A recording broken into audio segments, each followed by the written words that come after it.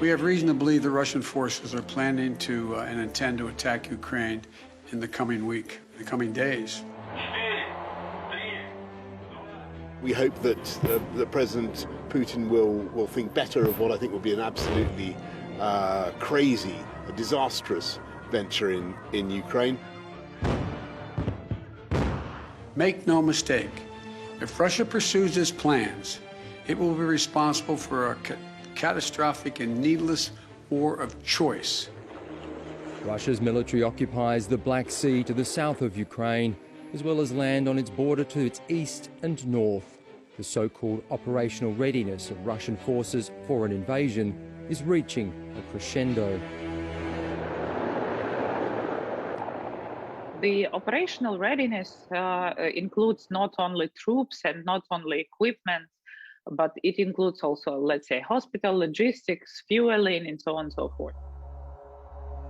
Former Ukrainian Deputy Defence Minister Elena Frolova says Russia could invade at any stage, even if its soldiers aren't fully supported with supply lines. Let's do not forget that also Russians do not pay so much attention to the human life. So for them, like a removal of troops without substantial logistics on food and fuel, it's possible because they don't care, actually. As fighting reportedly intensifies in the eastern Ukraine territories of Luhansk and Donbass, civilians are being evacuated by Russian-backed militias. As for a full-scale invasion and occupation, Elena Frolova says Russia simply doesn't have the manpower to take all of her country. Instead, it has just one real target. The only sense for them is to have a Kiev where you can isolate the central government, for example, from managing the country. And this will give the political preference in negotiations. The US Secretary of State is meant to meet with his Russian counterpart this week. Analysts are split about whether Putin will give the order to invade.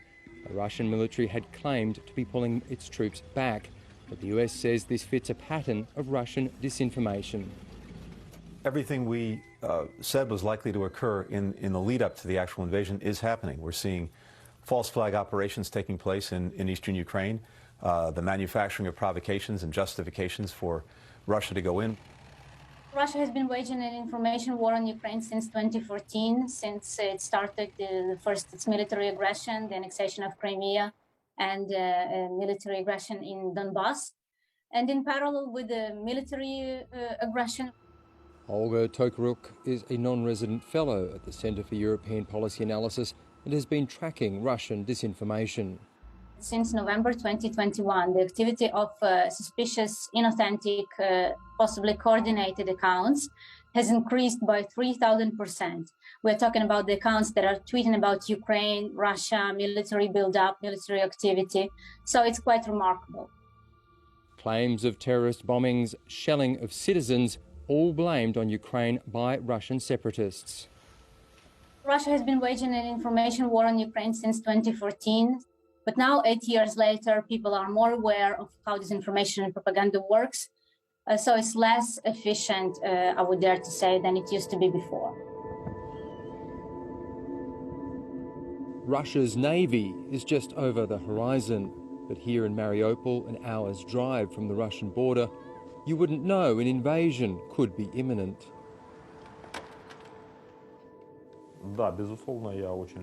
Of course I love the city. I was born here and spent my whole life here. The city lies on the shores of an amazing sea, which I also love and enjoy. At present, we live practically normal lives, basically the same as before the start of the war. Yes, unfortunately now it has become a part of our daily routine, but life continues. Roman Emiliakin is a member of the Mariupol City Council. He was a soldier and remains a reservist. As soon as my family is safe, I will have to turn up for military service, to serve in the ranks of the border service. Roman says he and his wife and 3 children have had to discuss a wider war.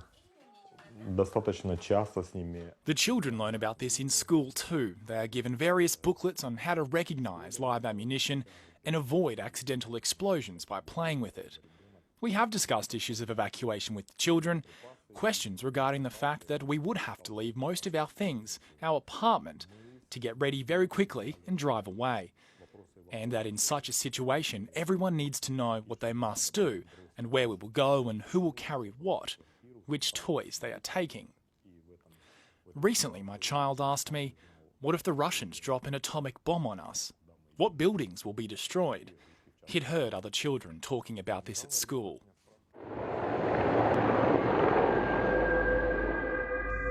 Ukraine's military is showcasing its readiness in the air and on the ground. Ukraine's defence minister is running his own public relations campaign, highlighting every flight from the west that brings military hardware, ammunition and especially tank-busting rockets or anti-aircraft missiles. We need time. They cannot keep the high readiness troops for a long period. In situation when they see for them no opportunity to use them as a threat for negotiations, they will have to withdraw.